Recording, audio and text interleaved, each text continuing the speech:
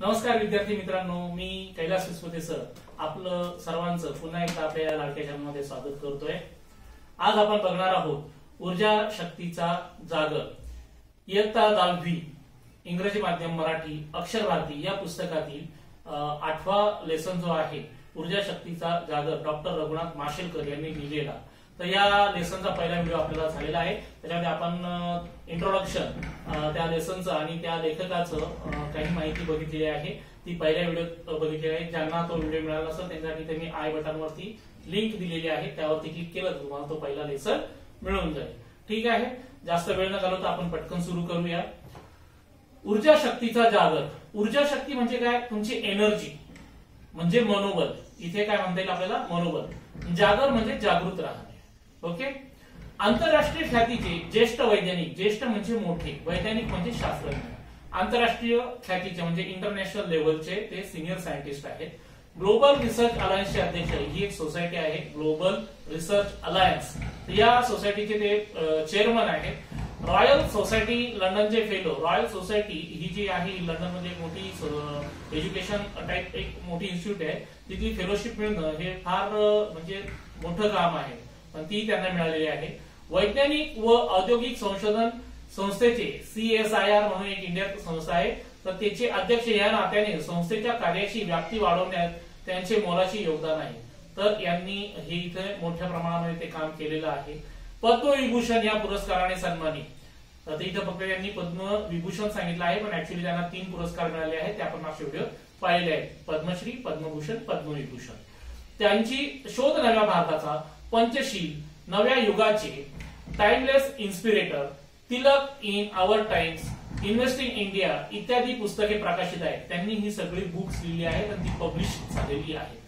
भारतातील मूलभूत प्रश्न सोडवण्यासाठी बौद्धिक क्षमतेच्या आधारे ज्ञानाचे अर्थपूर्ण नियोजन करणारे डॉक्टर रघुनाथ माशेलकर आघाडीचे भारतीय शास्त्रज्ञ आहेत। तर भारतामध्ये ज्या काही मूलभूत म्हणजे ज्या लागणाऱ्या गोष्टी असतील बेसिक, तर त्या सगळ्या सोडवण्यासाठी त्यांनी भरपूर काम केलं आहे। प्रचंड कष्ट करण्याची वृत्ती, सकारात्मकता, शिस्त, संशोधक वृत्ती, नेतृत्व गुण व प्रखर देशनिष्ठा हे त्यांच्या व्यक्तिमत्वाचे विलोभनीय पैलू आहेत।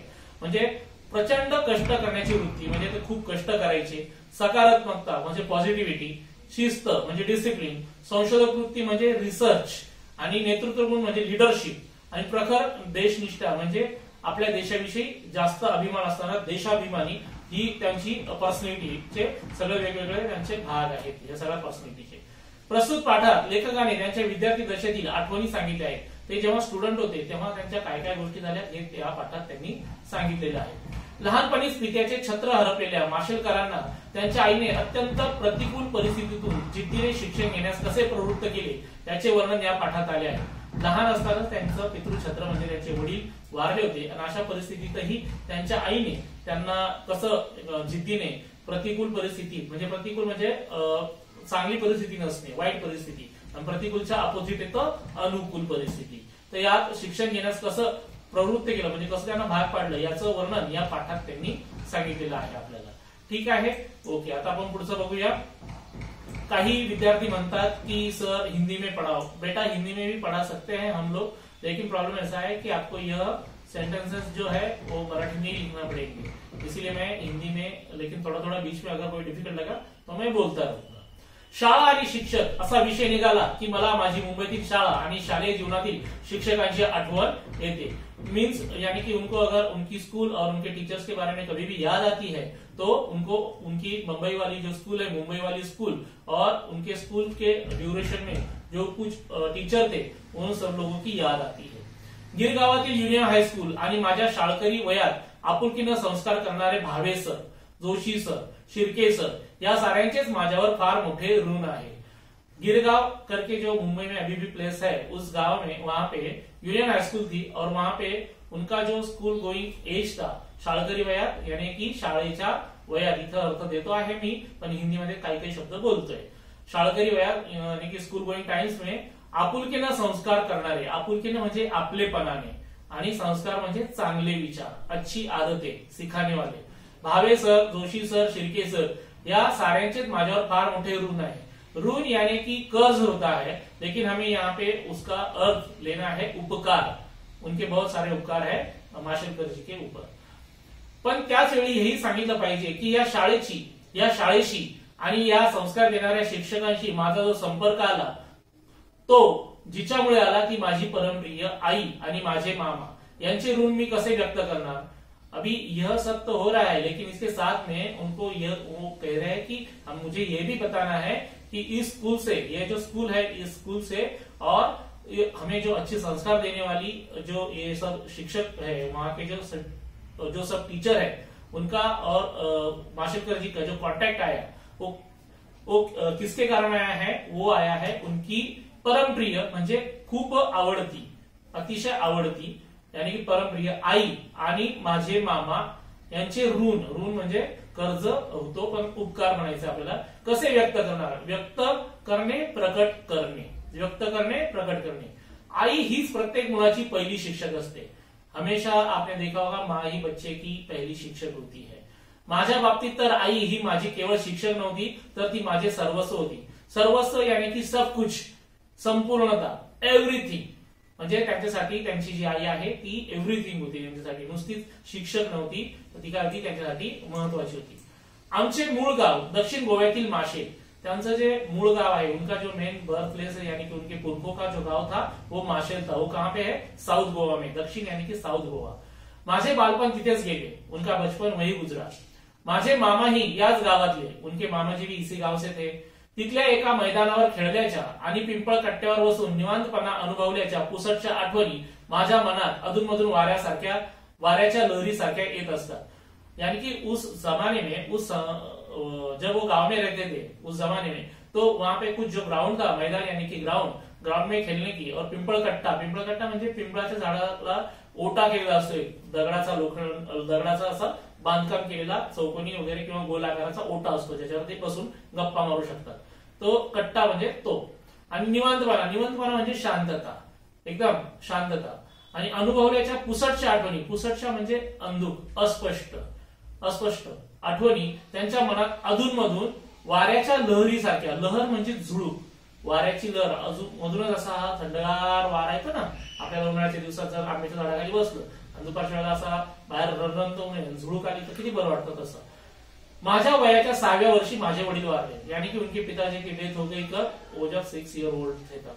आणि आम्हाला उदरनिर्वाह पोट पाण्यासाठी आमचे माशेल हे गाव सोडावे लागले। उनका जो गांव था वो पेट पालने के लिए कुछ तो भी करना चाहिए, इसलिए उन्होंने वो गांव छोड़ दिया और बंबई में वो आ गए। मी आणि माझी आई मुंबईत येऊन पोहोचलो, वो दोनों बंबई में चले आए। गिर गावातल्या खेतवाडीतील देशमुख गल्लीमध्ये मालती निवासातील पहिल्या माळ्यावर छोट्याशा खोल्यांमध्ये आम्ही मायलेक राहत होतो। गिरगांव में जो खेतवाड़ी करके एक एरिया है, उस एरिया में देशमुख गली करके है, देशमुख गली में मालती निवास करके बहुत बड़ी चाल थी और उस चाल में वो रहते थे। पहिल्या माळ्यावर म्हणजे पहिल्या फर्स्ट फ्लोअरला, पहिल्या माळ्यावरती ते राहत होते छोट्याशा खोलीमध्ये। मायलेक म्हणजे आई आणि मुलगा, मायलेक म्हणजे आई आणि मुलगा राहत होते। आर्थिक परिस्थिती पूर्णपणे खालावलेली, आर्थिक परिस्थिती म्हणजे पैशांची परिस्थिती, यानी कि मनी प्रॉब्लेम था उनका, यानी कि जो इकॉनॉमिक कंडिशन थी वो अच्छी नहीं थी उनकी। आता इथे तुम्ही बघत असाल की आतापर्यंत तुम्हाला काही शब्द हे पांढऱ्या याच्यात दिसत आहेत आणि काही शब्द पिवळ्या याच्यात दिसत आहेत आणि त्याच्या खाली त्याचं वाक्य दिसतंय। हे जे पिवळे शब्द आहेत हे काय आहेत, हे इथे वाक्प्रचार आहे, त्यांचे अर्थ आहेत, त्यांचा वाक्यात उपयोग मी इथे करून दाखवलेला आहे। तुम्हाला एक मार्काला प्रश्न असतो वाक्प्रचारांचा वाक्यात उपयोग करा, तिथे तुम्हाला याचा उपयोग होईल। तुम्हाला हवं तर मी त्याच्यावरती एक वेगळा व्हिडिओ म्हणजे सिरीजच लावलेलं होतं सगळे वाक्प्रचारांचे, हे फक्त तुम्ही मला कमेंट मध्ये मधून सांगत चला की तुम्हाला नेमकं काय हवं आहे, त्या हिशोबाने मी बनवेल। ओके।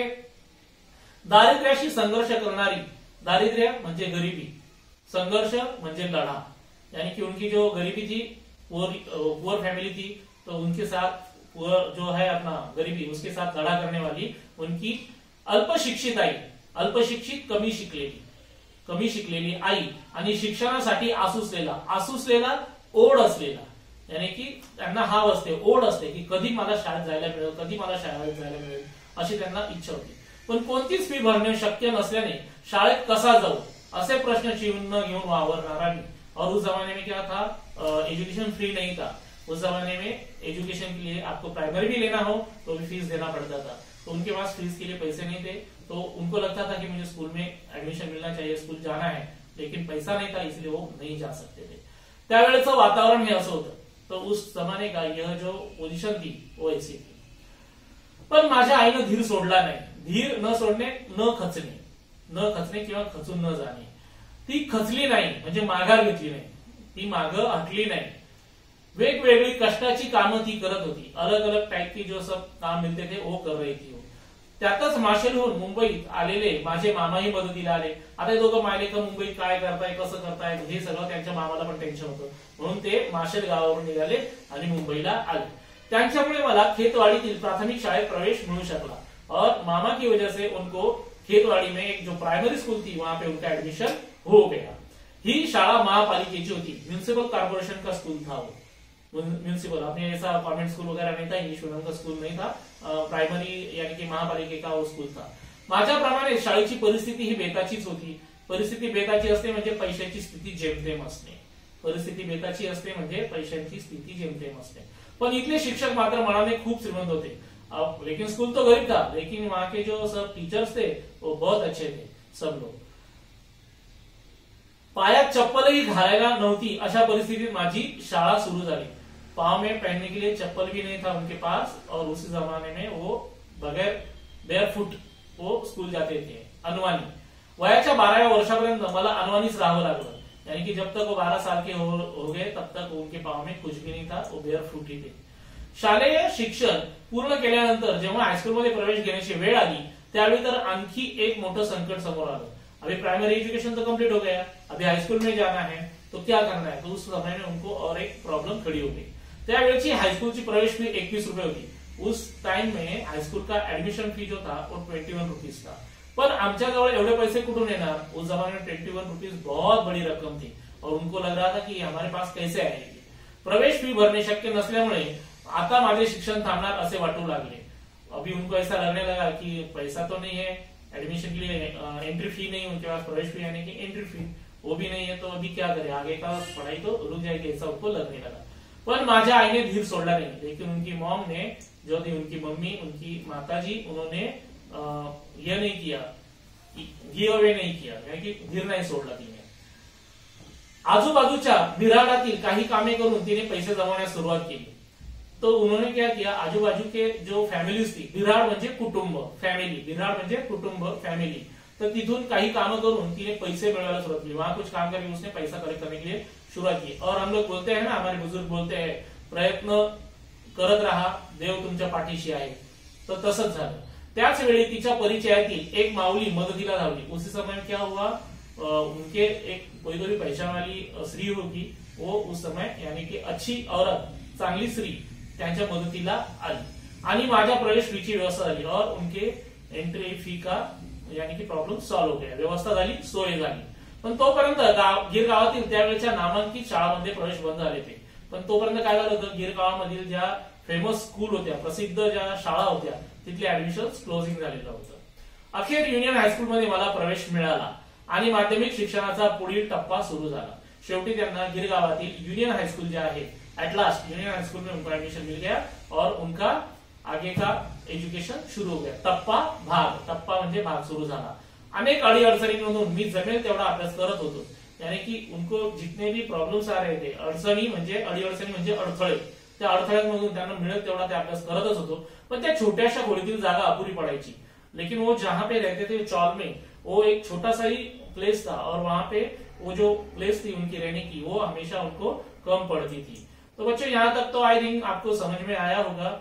बीच बीच में मैं हिंदी में भी बोल रहा हूँ, क्योंकि कुछ बच्चों ने बोला था सर हिंदी में भी बोलिए, हमें चाहे तो हम लोग मराठी में पेपर लिखने वाले हैं, लेकिन हिंदी में हमें कुछ तो भी सिखा दीजिए, क्योंकि हमें वो समझ में नहीं आ रहा है। तो इसलिए मैंने हिंदी में कुछ जो लाइन्स है वो बोलने का प्रयत्न किया है। तो बच्चों, आता माझं सगळ्यांना एवढीच रिक्वेस्ट आहे की तुम्ही जास्तीत जास्त माझ्या चॅनलला सबस्क्राईब करा, लाईक करा, शेअर करा, म्हणजे काय तुमच्यासारखे जे काही मित्रमंडळी असेल त्यांच्यापर्यंत तुम्ही जरूर पोहोचा। ओके, अभ्यासाला पूरक वातावरण नव्हते, पूरक म्हणजे पोषक वातावरण होते, मात्र त्याही वातावरणात मी जिद्दीने अभ्यास करत राहिलो। और उसी कंडीशन में, यानी कि उनके घर का जो एजुकेशन के लिए जो माहौल था वो उस तरह से नहीं था, लेकिन फिर भी वो क्या कर रहे थे, जिद्दी ने, हिम्मती ने यानी कि वो जिद पकड़ के भी स्टडी करते रहे आणि परीक्षेत चांगलं यश मिळत गेलं और उनको अच्छा खासा उसमें रिजल्ट मिलता गया। या युनियन हायस्कूल मधील शिक्षक त्यांची सेवाभावी वृत्ती, सेवाभावी म्हणजे सेवा करण्याची, वृत्ती म्हणजे स्वभाव, सेवा करण्याचा स्वभाव, यानी कि वो जो छोटा स्कूल था लेकिन वहां के जो टीचर थे उनके मन में यह स्वभाव था, उनकी यह वो हमेशा सेवा करते थे, यानी कि किसी को अगर कुछ चाहिए तो उसके लिए वो हमेशा तत्पर रहते थे, तैयार रहते थे। विद्यार्थ्यांना शिकवताना त्यामध्ये त्यांचे स्वतःला झोकून देणे, स्वतःला झोकून देणे म्हणजे एखाद्या कामात समरस होणे, एखाद्या कार्यात समरस होणे, यानी कि कुछ काम करना है उसमें फुल्ली कॉन्सन्ट्रेशन कर लेना वहां पे, तो स्वतःला झोकून देणे आणि निरपेक्ष भावनेने केलेले मार्गदर्शन। निरपेक्ष भावना म्हणजे अपेक्षा नसेल, निरपेक्ष म्हणजे कुठलीही भावना नाही, कुठली इच्छा नसलेल्या त्या भावनेने केलेले मार्गदर्शन, यामुळे माझ्या केवळ शालेय अभ्यासाचा पाया पक्का झाला असं नाही, पाया पक्का झाला म्हणजे एखादी गोष्ट असेल त्याचं फाउंडेशन जे आहे तर तेच मजबूत झालं असं नाही त्याचा अर्थ, तर आयुष्याचाच पाया पक्का झाला, तर म्हणजे नुसतं शाळेत शिकून पुस्तकांविषयीच त्यांना ज्ञान मिळालं, पुस्तकांविषयीच त्यांचं चांगलं झालं असं नाही, तर त्यांची पूर्ण लाईफ आहे त्या लाईफ मध्ये पण त्याचा खूप त्यांना फायदा झाला। शिक्षणाबद्दल एक आंतरिक ओढ वाटू लागली, आंतरिक ओढ म्हणजे मनापासून इच्छा, आंतरिक ओढ म्हणजे मनापासून त्यांना एक इच्छा वाटायला लागली की आपण शिकायला हवं। आमच्या हाईस्कूलमध्ये दर शनिवारी चाचणी परीक्षा घेण्यात येत असे, यानी कि उनके स्कूल में हर सैटरडे को यूनिट टेस्ट होता था, चाचणी परीक्षा यूनिट टेस्ट। आमचं हाईस्कूलही गरीब होतं, उनकी स्कूल भी गरीब थी, त्यामुळे उत्तरपत्रिका घरून न्यावी लागायची। आता ज्या वेळेला ते तिथे युनिट टेस्ट व्हायची तर त्यामुळे काय करावं लागायचं, त्याच्यासाठी जी आंसर शीट आहे उत्तरपत्रिकाची आंसर शीट वो घर से लेके जाना पड़ता था और उसका कीमत था 3 पैसा, त्यावेळेला त्याची किंमत फक्त 3 पैसे होते, 3 पैसे त्यावेळेला होते। आपल्याला कदाचित पटणार नाही, कदाचित म्हणजे एखाद्या वेळेला आपल्याला पटणार नाही म्हणजे एखादं तुम्हाला योग्य वाटणार नाही, पण तेव्हा दर आठवड्याला हे 3 पैसे उभे करताना देखील माझ्या आईच्या डोळ्यात पाणी उभं राहायचं। डोळ्यात पाणी उभे राहणे म्हणजे डोळ्यात अश्रू येणे, डोळ्यात अश्रू येणे, यानी कि क्या होता था कि उस जमाने में उनको हर हफ्ते 3 पैसा भी अगर चाहिए तो भी उनकी माता को यानी कि आंख में आंसू आ जाते थे, इतना उनका परिस्थिती भयावह थी, यानी कि गरीबी थी उनकी। आजही हे सगळं आठवलं की माझ्या अंगावर काटा उभा राहतो, अंगावर काटा उभा रहने म्हणजे भीतीने शहारने। आज भी अगर उनको याद आ गई अरे वो दिन हमने कैसे निकाले तो उनके बदन के रोंगटे खड़े हो जाते हैं, हिंदी में बोलते हैं रोंगटा खड़ा हो जाना, तर त्यांच्या अंगावरती काटा येतो। तिने माझ्यासाठी प्रचंड कष्ट केले, तिने माझ्या यानी कि उनकी मम्मी ने, उनकी माता ने बहुत सारे कष्ट किए उनके लिए, पडेल ते काम केले, पडेल ते काम म्हणजे कोणतंही काम। आता बघा तुम्ही बघितलं असेल आपल्याकडे घरात कामवाली मावशी येते तर ती म्हणते मी फक्त धुणंच धुणार, ती म्हणेल मी फक्त भांडीच घासणार, पण तसं नाही केलं त्यांनी मिळालं ते काम केलं, कोणाच्या पोळ्या लाटून द्यायच्या त्या लाटून दिल्या, कोणाच्या दारातलं गवत काढायचं ते काढून दिलं, कोणाचं बाळाला सांभाळायचं ते सांभाळलं, कोणाचे वाळवण वडे पापड लाडू बांधून देणं वगैरे, जी काही मिळत ते काम, फक्त एकच ध्यास की आपल्याला पैसा कसा मिळेल आणि त्यातून आपण आपल्या पोराचं एज्युकेशन कसं करू, हे सगळं। त्यातच तिला काय समजलं ते बघा पुढे सांगतो आता। कांग्रेस हाऊस जवळ काही काम मिळणार आहे असं समजल्यानं एकदा ती तिकडे गेली। अभी उनको पता चल गया यहाँ पे कुछ तो भी अच्छा काम मिलने वाला है, कांग्रेस हाउस जो मुंबई में है गिरगांव में वहां पे, तो इसलिए वो वहां पे चली गई। रांगेत उभी राहिली, वहां पे लाईन थी, लाईन में वो खड़ी हो गई। तशीच ताटकळत उभे राहणे म्हणजे वाट पाहत उभे राहणे, वेटिंग में खडे राहणं, यानी की राह देखणं। पण त्यावेळी तिला सांगण्यात आलं की फक्त तिसरी किंवा त्यापेक्षा अधिक शिकलेल्यांनाच काम दिलं जाईल, लेकिन उस समय उनको बताया गया कि जो मोर देन 3rd स्टैंडर्ड है पास हुए उनको ही एक काम मिलेगा, मराठी तीसरी त्या काळातली, तो अगर वो पास है तो ही काम मिलेगा, बाकी लोगों को काम नहीं मिलेगा। हे ऐकून अर्थातच ती नाराज झाली, दुखी झाली। ये सब सुन के वो नाराज हो गई, अरे यार ये कैसे हो गया कि मुझे काम नहीं मिल रहा है। घराकडे मागे फिरली, वो घर आ गई। त्याच वेळी तिनं ठरवलं की मी माझ्या मुलाला खूप शिकवीन, कारण शिक्षणाशिवाय या जगात मान नाही। उसी समय उसने तय कर लिया कि मैं मेरे बेटे को बहुत पढ़ाऊंगी, क्योंकि बगैर एजुकेशन कोई नहीं पहचानता, इस पूरे वर्ल्ड में हमें कोई मान भी नहीं देता है, समझता ही नहीं हमें हम कुछ है। तिने प्रत्यक्षात केलंही तसंच। माझ्यासाठी तिने घेतलेलं कष्ट मी कोणत्या शब्दात सांगू, और एक्चुअल में उसने प्रत्यक्षात म्हणजे खरोखर रियली उसने वैसा ही किया। माझ्यासाठी तिने घेतलेले कष्ट मी कोणत्या शब्दात सांगू, उनके लिए माशेलकर जी के लिए उन्होंने क्या क्या काम किया, कितना कष्ट किया, यह वो अपने मुंह से बयान नहीं कर पा रहे हैं, ऐसा उनका कहना है। कोरे पाठ कोरे यानी कि फुल ब्लँक, पाठ कोरे म्हणजे वन साइड लिहिलेली वन साइड ब्लँक, लिहून उरलेले कागज ती एकत्र जमायची और लिख के कुछ 2-4 लाइन लिख के भी अगर कुछ बच गया है तो वो लाइन्स वो सब पेपर्स वो कलेक्ट करके लाती थी और उसको हाथ से सीती थी और उसकी नोटबुक बनाती थी।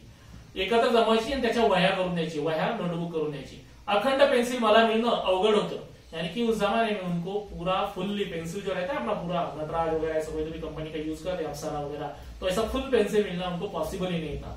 अखंड पेन्सिल पूर्ण सलग पेन्सिल मिळणं त्यांना अवघड होतं, it is not possible for him. तो त्यामुळे जेमतेम हातात धरता येईल अशा पेन्सिलनेच लिहावं लागेल।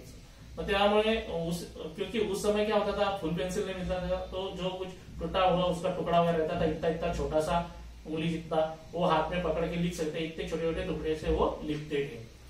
याच हाईस्कूल मध्ये मला भावे सर भेटले, ते आम्हाला भौतिक शास्त्र शिकवत। भावे सर उनको इसी हाईस्कूल में मिले, यूनियन हाईस्कूल गिरगाव में, और वो उनको फिजिक्स पढ़ाते थे। विज्ञानातील हा विषय शिकवताना त्यांनी केवळ शास्त्र शिकवलं नाही तर त्या विषयाची गोडी लावली, यानी कि कोई हमारे स्कूल में सर लोग आते हैं, हाँ चलो लेक्चर है कंप्लीट कर दिया, टारगेट फिनिश। और लेकिन कुछ सर ऐसे होते हैं ना कि वो सर का लेक्चर अटेंड करना हमें बहुत अच्छा लगता है, कुछ तो भी नया इंटरेस्ट मिलेगा, कुछ तो भी नया सीखने को मिलेगा, ऐसे कुछ सर लोग रहते हैं। उसी तरह से ये जो है यहाँ पे उनको भावे सर के बारे में इतना आत्मीयता रहा, यानी कि उनका एवढं त्यांना असं त्यांच्याविषयी वाटायचं की त्या सरांनी त्यांना त्या अभ्यासाची गोडी लावली, आवड निर्माण केली। गोडी लावणे म्हणजे आवड निर्माण केली।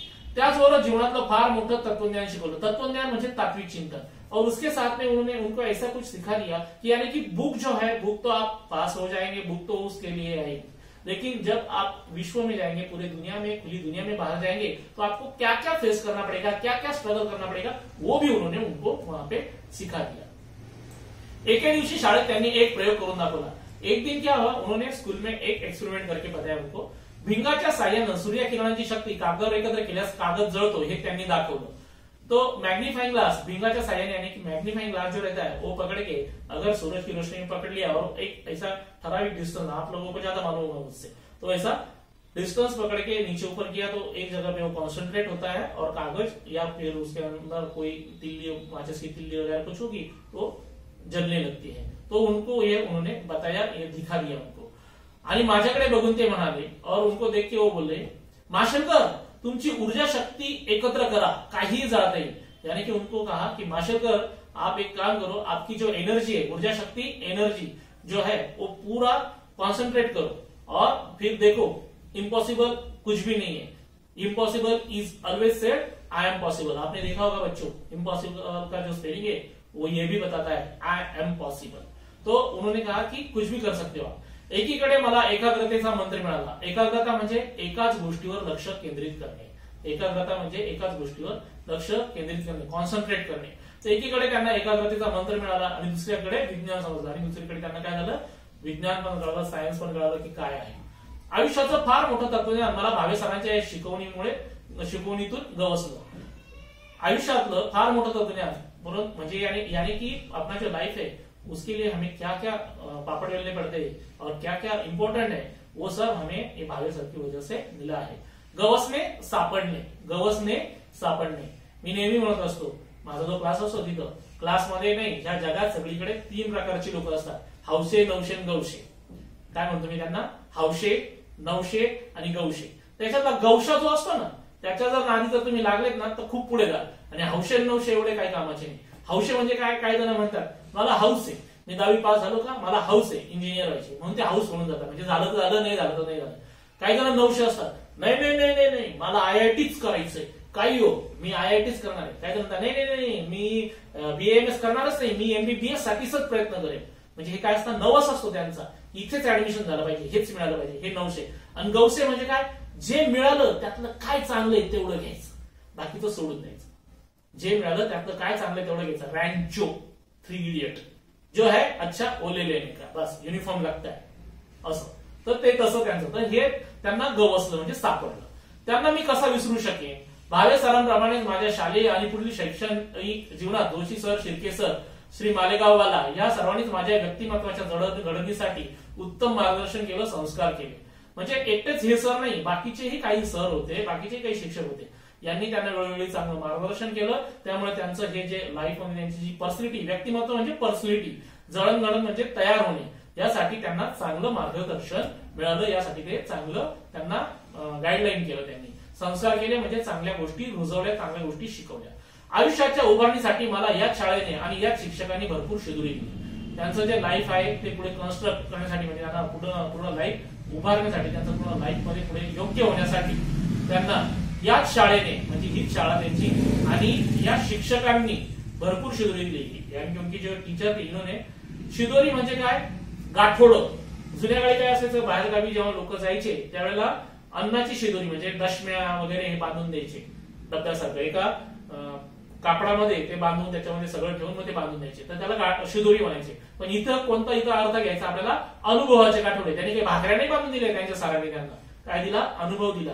हे असं अनुभव आहे, शिदोरी दिली. संघर्षासाठी म्हणजे लढाईसाठी, लढा करण्यासाठी, म्हणजे तलवार घेऊन नाही, स्ट्रगल करण्यासाठी आत्मविश्वास मिळवून दिला.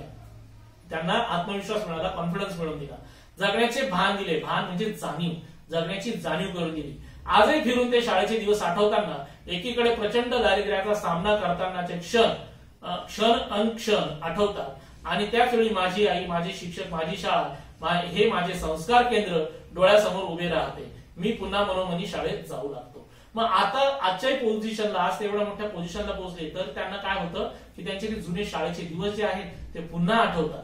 आणि एकीकडे प्रचंड दारिद्र्याचा सामना, यानी की बहुत गरिबी थी, खूप गरिबी होती. त्या गरिबीचा सगळा मुकाबला करताना, सामना करताना, लढाई करताना, दोन हात करताना, काही म्हणू शकतो तुम्ही ते, तर मुकाबला करतानाचे क्षण आठवतात. ईच अँड एव्हरीथिंग, यानी की उनको हर एक क्षण याद रहता है. आणि त्याच वेळेला माझी आई म्हणजे यानी कि उनकी मम्मी, उनके शिक्षक और उनकी स्कूल, ये माझे संस्कार केंद्र, यानी कि इन तीनों की वजह से उनके पर्सनैलिटी में कुछ तो भी अच्छे संस्कार हुए हैं. इसलिए उन्होंने कहा ये तीनों मिलके जो बना है उसको संस्कार केंद्र कहा है. डोळ्यासमोर उभे राहते, आणि हे सगळं त्यांच्या डोळ्यासमोर उभं राहतं, आणि पुन्हा मनोमनी मी शाळेत जाऊ लागतो. मनोमनी म्हणजे मनातल्या मनात, आणि ते पुन्हा मनातल्या मनात शाळेत जाऊ लागतात. तर मुलांनो, आय होप हा लेसन तुम्हाला कळाला असेल. अवघड शब्दांचे अर्थ मी दिलेलेच आहेत, ते तुम्ही वेळोवेळी मधून लिहिलेच असतील नेहमीप्रमाणे. ठीक आहे, तर आज आपण इथेच थांबूया, आणि पुन्हा पुढच्या व्हिडिओत पुढचा नवीन टॉपिक घेऊन भेटूया. तोपर्यंत मी तुमची आता इथून आज्ञा घेतो. माझ्या चॅनलला जास्तीत जास्त सबस्क्राईब करा, लाईक करा, शेअर करा. तुमच्या सोसायटीचे मुलं असतील त्यांच्यापर्यंत पोहोचवा. पुन्हा भेटूया पुढच्या व्हिडिओमध्ये. तोपर्यंत always for student 365 days Kailas Visphute sir. Thank you.